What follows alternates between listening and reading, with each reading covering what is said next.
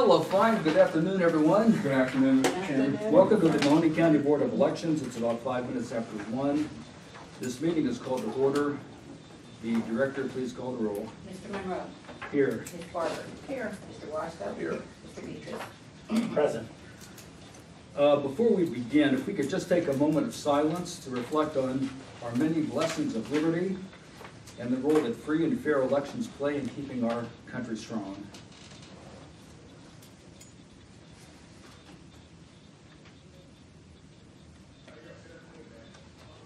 And if you would rise and join me in the Pledge of Allegiance.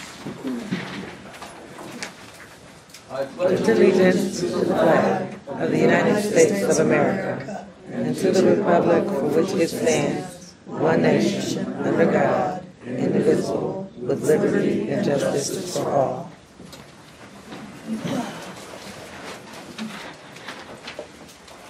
Thank you, everyone.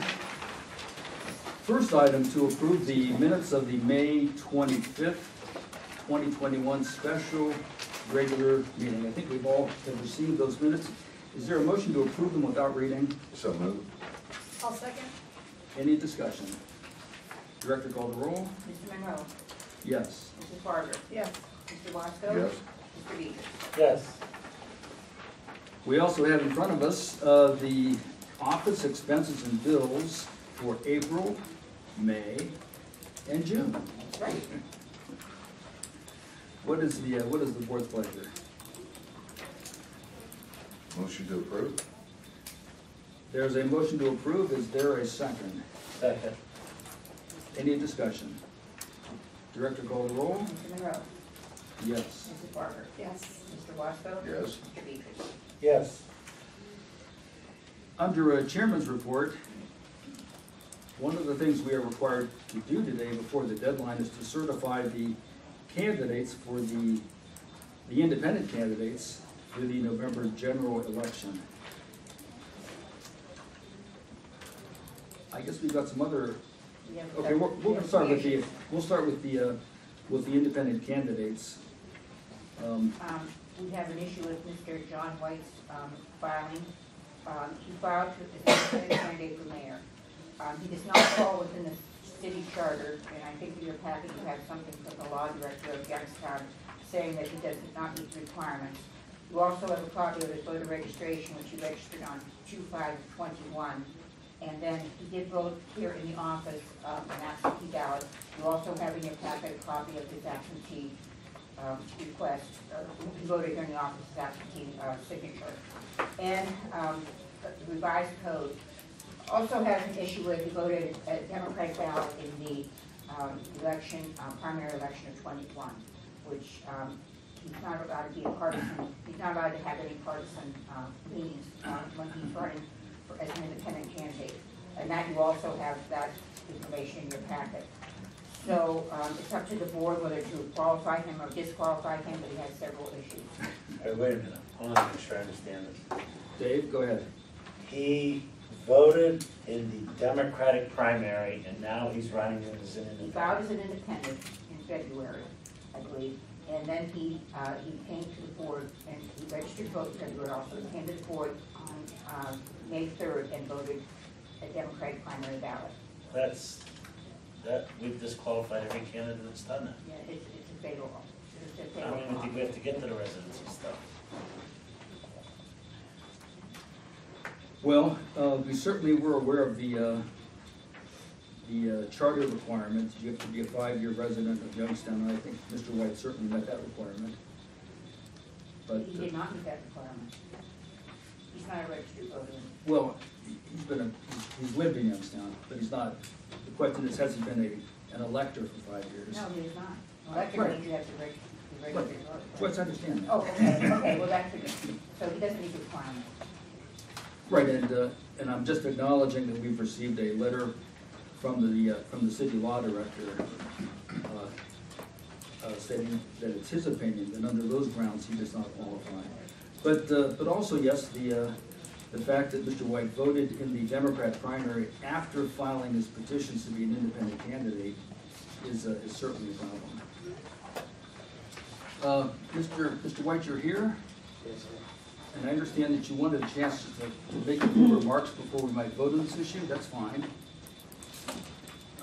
I was not aware that filing as an independent candidate that voting would disqualify me. Everybody crucified me for not voting, so I came down and voted, unaware that it would crucify me, not allow me to be on the ballot. I am not a Democrat, not a Republican, that's why I filed as independent. And I was hoping you guys give me a chance and be on the ballot.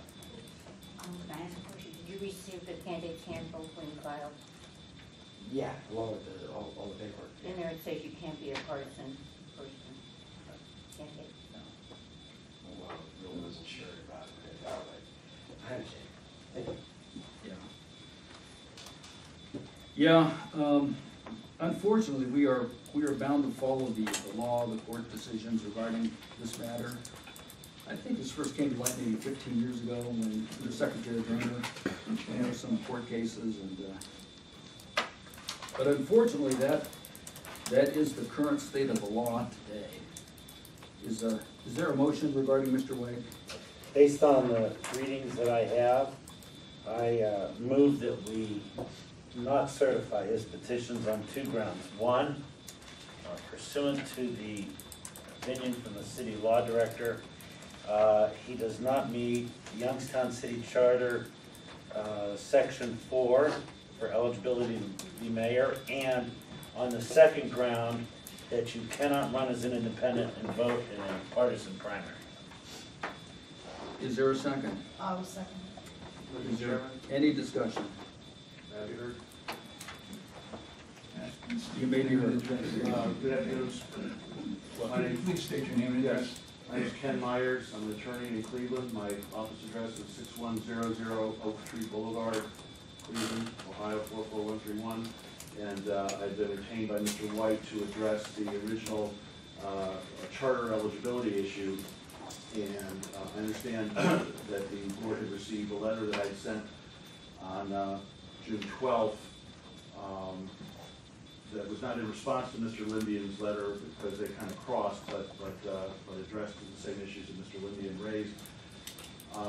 And so I just, on the one ground on the eligibility regarding him being an elector, I hope the board will look at my letter and consider the arguments I've made. Basically 2 arguments. One is that the plain language of the charter says the mayor shall be an elector, which he is. The law director's opinion says he's currently an elector, and a resident for 5 years. So under that reading, he doesn't have to be an elector for 5 years, he just has to be an elector. But even if the board construes the language to be an elector for 5 years and a resident for 5 years, he meets that criteria because an elector does not necessarily mean the same thing as being registered to vote. And I've laid out some case law as well as a couple of statutes that address that issue. So I hope that on the ground of him not being an elector for 5 years, that the board will approve him on that ground. On the ground of him having voted as a Democrat, Mr. Monroe was nice enough to word me to that a few minutes ago. Was first I heard about that, and I think you've heard Mr. White's explanation for that. I haven't fully researched the issue. I know Mr. Petros, you see your name tag there, indicated that the board has disqualified everyone that's come before them. I think there is some case law in the Ohio Supreme Court and in the 7th District and other appellate districts that indicate that a person voting once in a partisan election is not necessarily a disqualifier for someone being declared an independent candidate. When you look at the whole scope of their recent political history, and I think that on that ground, if the only thing that happened was Mr. White voting this last time as a Democrat because that was the only choice on the ballot, he wanted to show that he had been voting because he's been receiving some criticism for not having voted, that is not enough in and of itself to declare him a Democrat and a partisan, and that the board should take that into overall consideration and not make that an automatic disqualifier. And look at his larger history of nonpartisanship and allow him to be on the ballot and allow the people of Youngstown to make a choice who they want to be mayor. Thank you. May I respond? First of all, Mr. Monroe does not speak for this board. This board speaks for this board. The fact that you independently met with Mr. Monroe is meaningless to me. Okay? Secondly, the board can only act when the board is in session and votes. So I don't care what Mr. Monroe said to you in a private meeting, that is meaningless to It me. has nothing to do with what I was asking, sir. Well, I'm not arguing with you, I'm just saying, you said I had a meeting with Mr. Monroe and he alerted me. I don't care what Mr. Monroe did. The point is, this board can only act collectively when this board meets as a board. 2 Democrats, 2 Republicans. That's when you can get an official reading or an official something from the board. Mr. Monroe is simply the chairman of the board. He has an equal vote as I do, as any board member does. Dave, just to clarify, I made it very clear that this would be a board decision. Well, I just don't think you should be meeting with I'm not people. disputing any of that. This isn't really with you. I'm just disputing with the fact that Mr. Monroe, as the chairman, shouldn't individually be meeting with anybody outside of, in the presence of the entire board. That's my point. You're the chairman of the board, you're not my president, I don't work for you, I don't work for the Republican Party. I am here representing the Democratic Party in a bipartisan manner to run this Board of Elections. And the fact that the chairman took it upon himself, because he has the title of chairman, to go meet with someone is offensive to me. That's all I'm saying. And that has nothing to do with you, sir. So I apologize. you were direct, you thought I was directing it to you, I wasn't. I was simply telling a fellow board member, I find it offensive that he feels the need as the chairman to meet individually with someone who has a dispute before the board outside of the presence of the board. I apologize for misconstruing your comments. Mr. Wise, you are correct also. There used to be a law that if you voted in a prior primary, like 2 years before, they now changed it to the exact primary right before. So being the fact that he voted in the primary of 21, that still disqualifies him right now. And I only raised Because there used to be case law. the only reason I raised the fact that Mr. Monroe was enough to tell us about it was because, to indicate that I had not had a chance to research that issue, and the couple cases I've seen that I was researching tangentially indicated that it's not a cut and dry matter, that obviously the board has discretion, the board will vote how it's going to vote, but I do believe that the one vote is not automatically legally disqualifying. Obviously, the board has discretion to vote. I know there's not time under the deadlines that we have, but if there's any way I could have even 24 hours to research the issue and provide the board with something in writing to indicate that there may be some ambiguity in that rule of whether or not a person's recent voting can influence whether they're disqualifiable as an independent candidate. I've asked the board for that leeway, but I also understand that you're under a tight time deadline. I just want to indicate that I just found out about it and I'm not more well prepared to argue specific cases or present more specific cases. That's quite all right. There's a motion and a second before the board. And I would just add that I met with Ken and Mr. White only because they asked to speak to me prior to the meeting. And that was a courtesy I was glad to grant. And also, I would just add that Mr. Monroe did not indicate that he was speaking for the board or that there was anything other than the board's decision.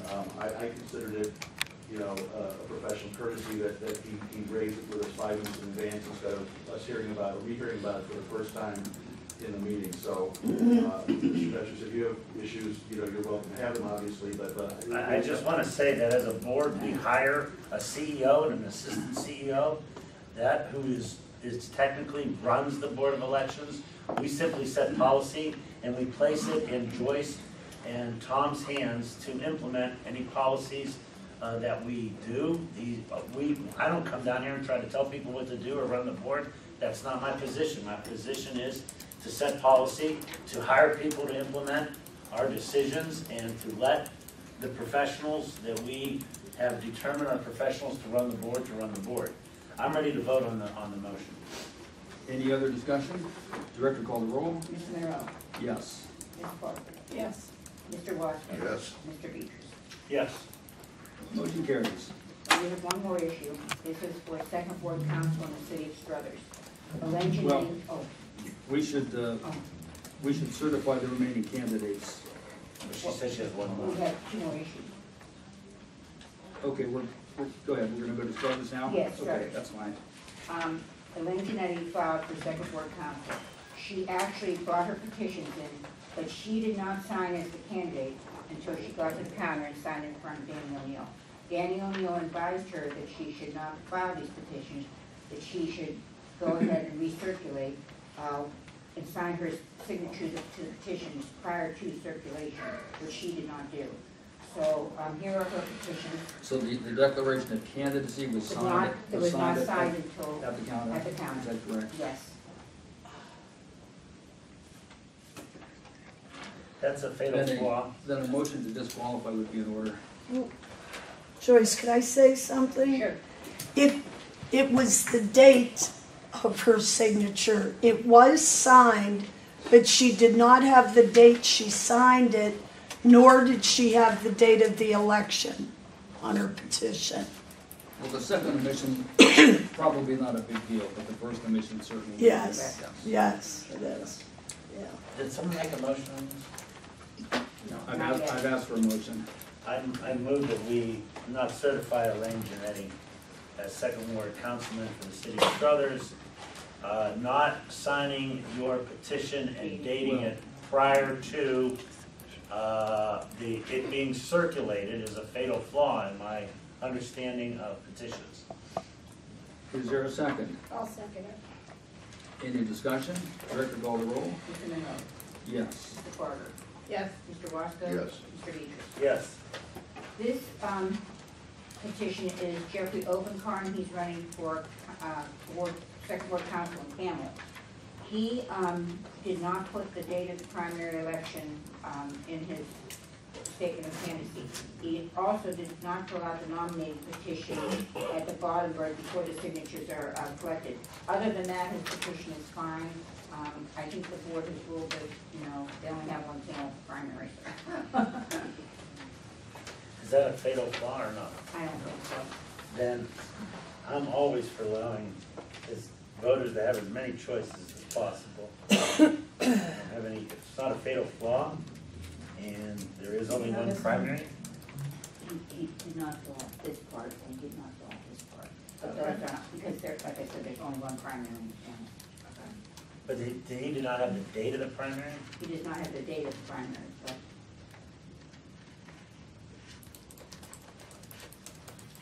See, Camel has a unique. They're nonpartisan. No, but if there's three candidates running in Camel, if there's more than two candidates running, you have a primary in Camel. The second ward of Camel is the only ward that has a primary this time because of Mr. Opencarn filing. Now, the date is September 21st for the primary in Camel, but Would he have known that?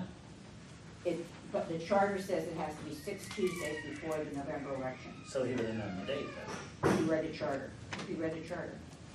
Well, then he technically had to have that date on there then. Well, it's a unique situation because of their charter. Okay, so in a normal person's petition, if they don't have the primary down, we disqualify. If it's yes. Okay. We know we do not disqualify. We have not disqualified them in the past because there's only one primary in May. I see what you're saying. Okay. But I am concerned that the nominating petition is completely blank. Correct. I think that's a problem.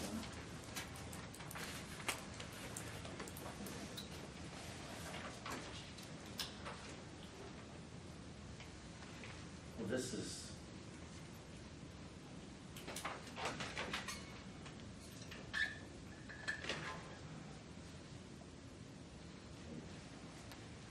If you look at the bottom, it's the bottom part of the petition.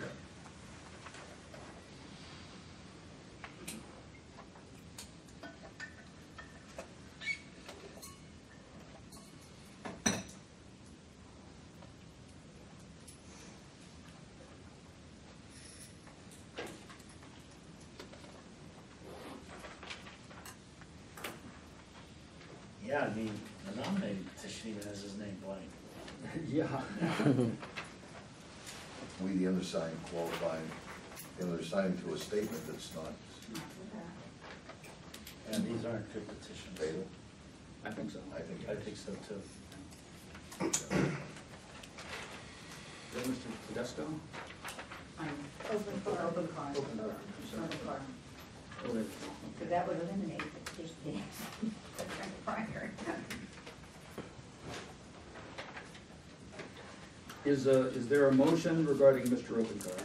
I so move that we not certify Mr. Openkar for the primary of second ward councilman. Is there a second? I'll second it. Any other discussion? Director, call the roll? Mr. Monroe.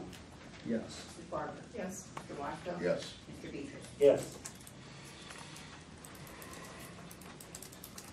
Anything else, Joyce? That's it for In petitions. terms of the disqualifications? That's it. Now let's step back. And is there a motion to certify the independent candidates to the general election in November who have not been disqualified? I'll make a motion. That would be in Youngstown, Struthers, Poland.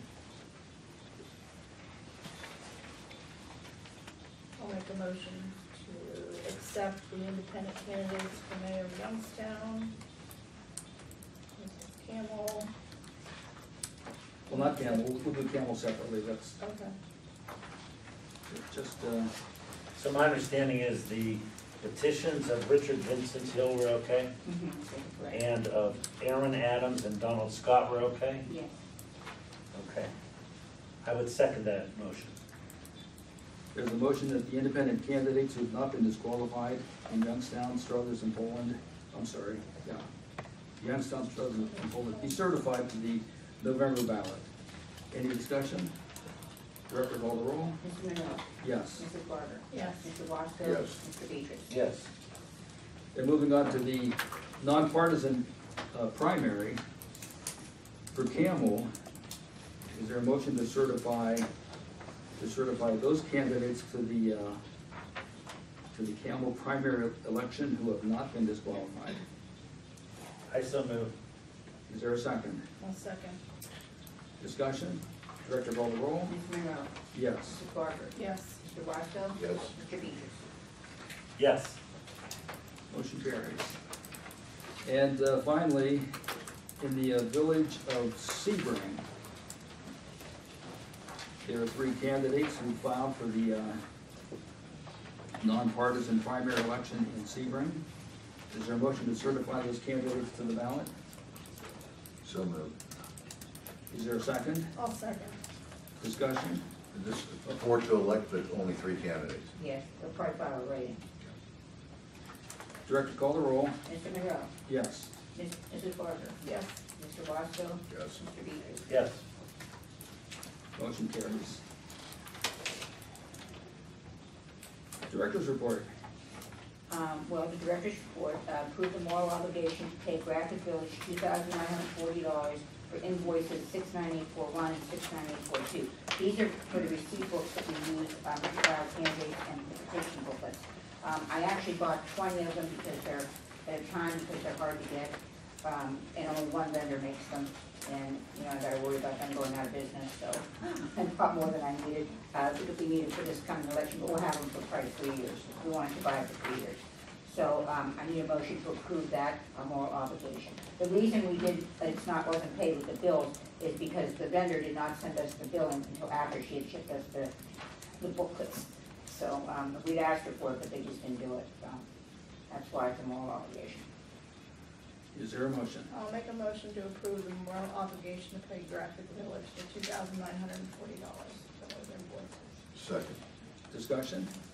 Director, call the roll. Mr. Monroe. Yes. Mrs. Barber. Yes. Mr. Wasco. Yes. Mr. Beatrice. Yes. The next moral obligation is to pay the Secretary of State for our conference fees for 6/2/21 for our summer conference, and that's $1,690.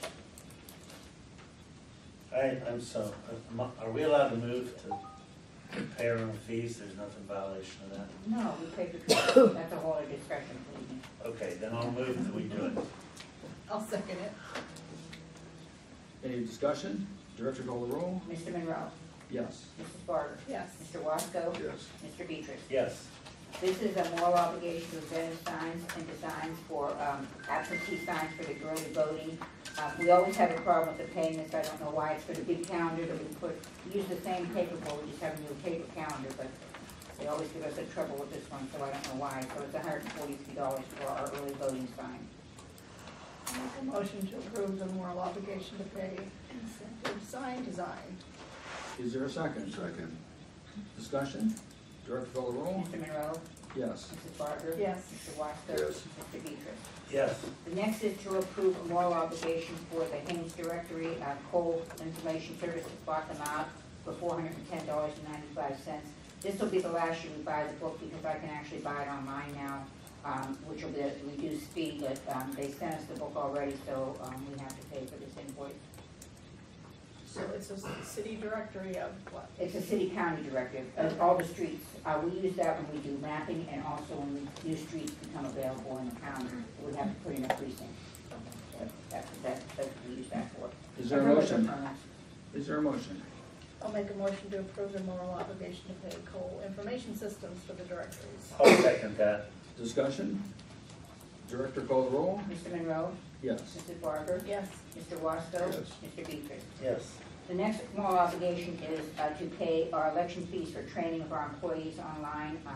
I think 6 of us took training in different areas of, for the Secretary of State, which they sort of mandate for us to take. And that's $880 for the online training. I'll make a motion to approve that moral obligation. I'll second it. Discussion? Director call the roll? Mr. Monroe? Yes. Mrs. Barber? Yes. Mr. Wasco? Yes. Mr. Beatrice? Yes. Under unfinished business, when you asked about travel, Mr. Beatrice, the county has come down with some travel information that would probably be good for us to start following. We don't have to because I went round and round with them paying our travel for this time, with the prosecutor and with the auditor's office. I did get it paid in there, but they did give us a criteria to use, and I will get it to all the board members for when we travel again. It's just how much we can spend on food a day. Then we don't have to turn in receipts for food, though. They will write us a check. They will write us a check before we go to conference for our food eligibility, like $220 or something. But you get 250, yes. You get paid before we eat? You get paid before you eat, so if you want to go to the casino, no problem. So anyway, they will pass a check before we go. We have to have it in before we go.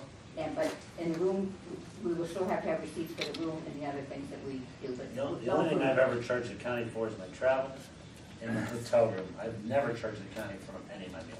sometimes we stop and get breakfast on the way down. Our food has never amounted to what they are going to allot us.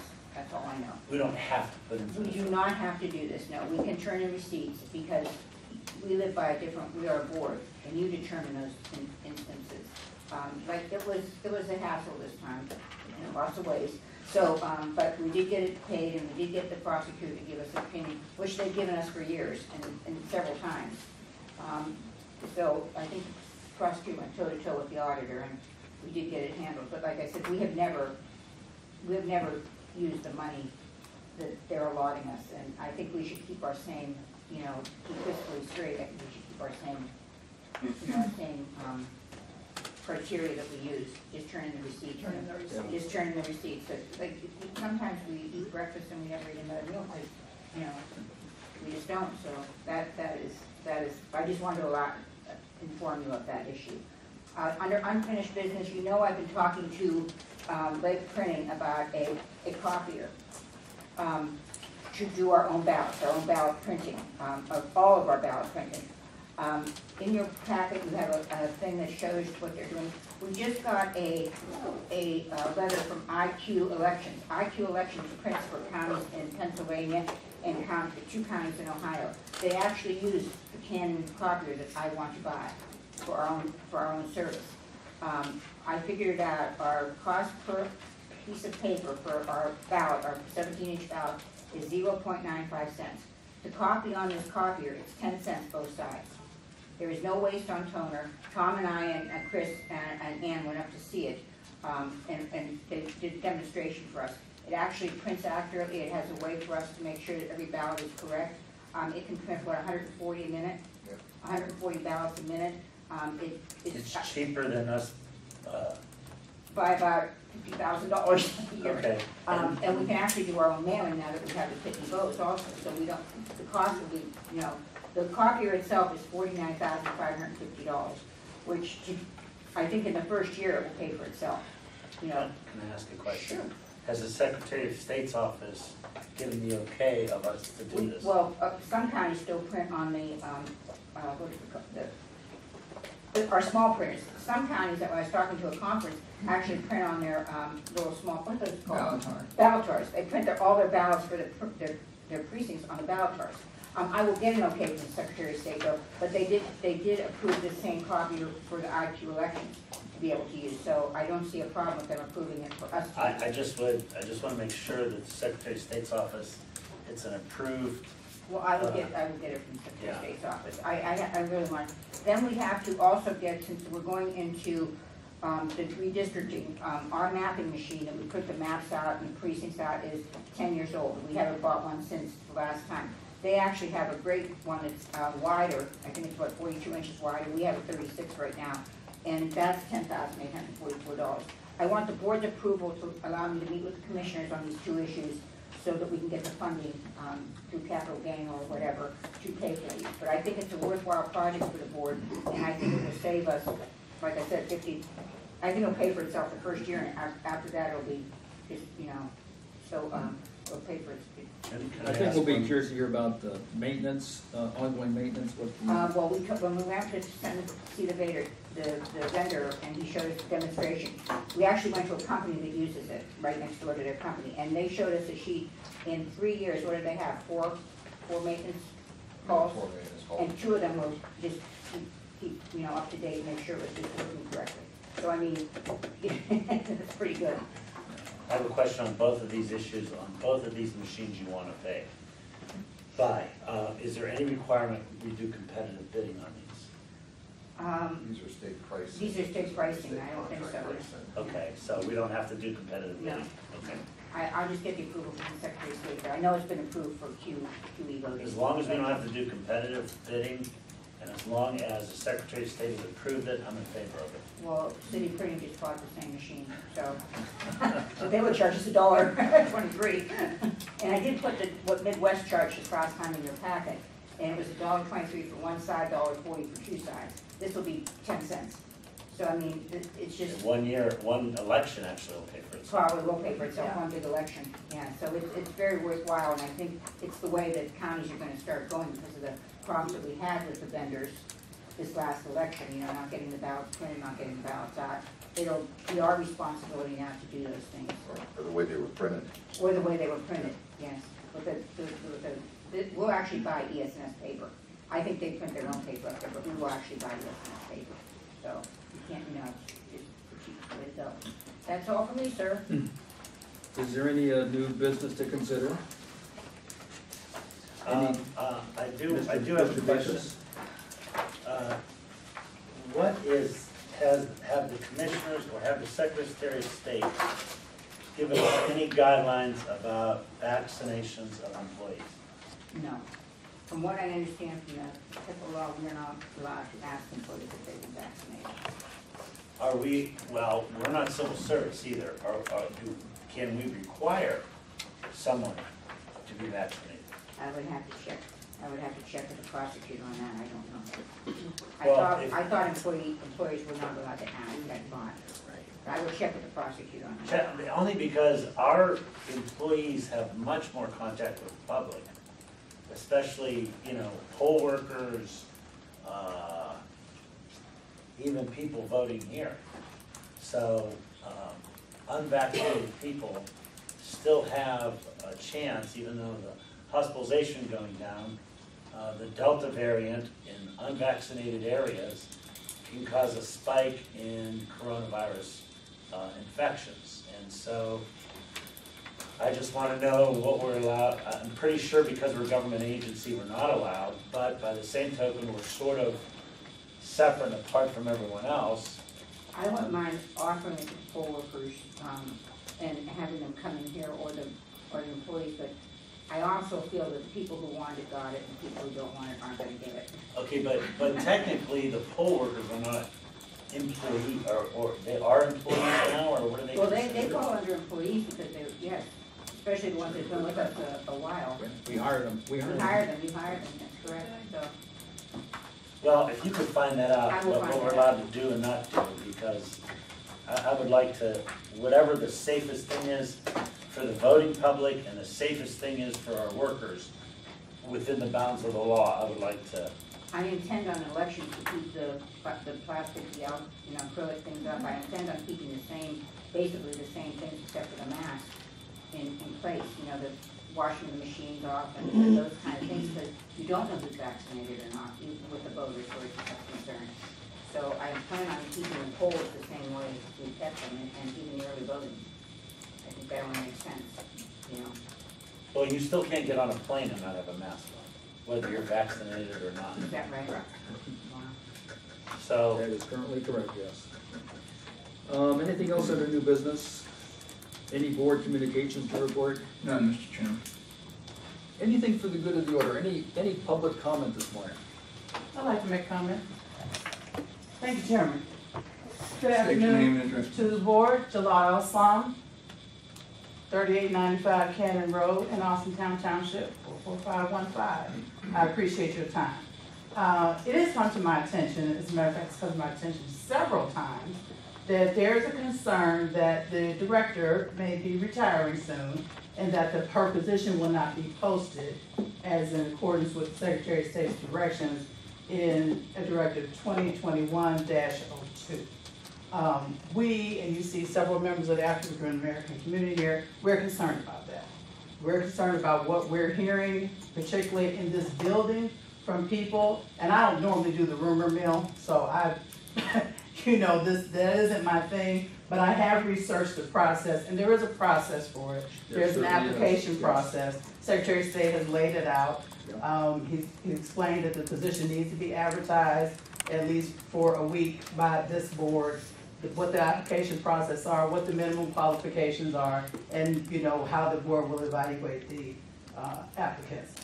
I am concerned that there's at least one African American candidate that is currently working for the board that may not be considered or feels like they will not be considered. And so I'm bringing this to your attention.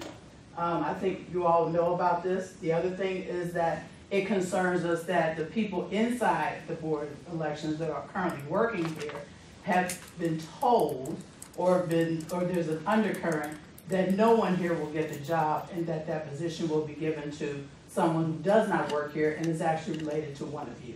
So that's a big concern. Like I said, I don't do rumor mill, but we need to really talk about this and put this out here. And listen, as president of Youngstown Warren Black Caucus, let me finish. I am concerned, listen, since Ms. Wimbush left, there's not an African American member of the board, and I thank my friends on the right for at least appointing her.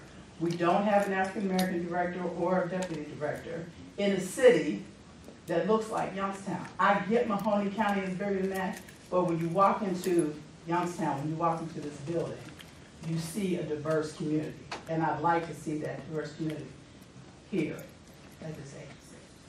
Thanks, July. may I speak to that? Just a minute, Mr. Beatrice, because just as you spoke earlier, that this board acts as a board, it does not act as an individual. I want to make it clear that Joyce has talked about retiring for, Several times. well, the last 5 years. Yes, I have. I'm really very tired. And at a recent public meeting that this board had, we specifically talked about the process. And we did refer, in fact, to the Secretary of State's directive, which lays out the necessary steps when there's a vacancy in the office of director or deputy director. And I can assure you that those procedures will be followed. At least if I have anything to say about it, they will be. And let me further say this, because it will be the Democratic position, and generally, I am going to ensure that there is a fair process and that everyone gets a fair shot at an interview, and that this board then will make its decision based not on anything else other than what that person brings to the table. Okay? You could say a lot of things about me, but I've always pushed for inclusivity, not exclusivity. It's never been a position of mine. So I don't know what you've heard or what the rumor mill's heard, but I can assure you, people will apply, people will be interviewed, and then we will make decisions. Because if there is a vacancy in the office of director or deputy director, those are extremely important positions. Absolutely. And we want to be sure that whoever, if Joyce decides to step down at some point, someday it's going to happen. Not getting any younger. Believe me, I think we all recognize how important it is that that position be filled with the best possible person.